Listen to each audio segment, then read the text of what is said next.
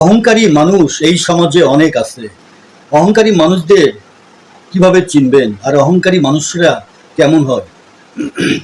অহংকার মানুষকে নিজের ভুল স্বীকার করতে বাধা দেয়, ফলে সে কিছুই শিখতে পারে না, পুনরায় ভুল করে।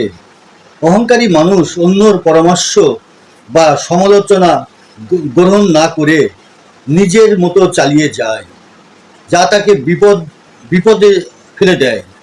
অহংকারের কারণে বন্ধু বান্ধব, সহকর্মী, সহধর্মী, আত্মীয় স্বজন দূরে সরে যায়, একাকিত্ব বাড়ে, ফলে সমর্থনের অভাব হয়। অহংকার মানুষকে বিশ্বাসযোগ্যতা থেকে দূরে সরিয়ে দেয়। মানুষ তার পাশে থাকে না, বরং তার বিরোধিতা করে। মানুষ তার বিরোধিতা করে। অবশেষে অহংকারের কারণে সে নিজেও নিজের প্রতি আত্মবিশ্বাস একসময় হারিয়ে ফেলে।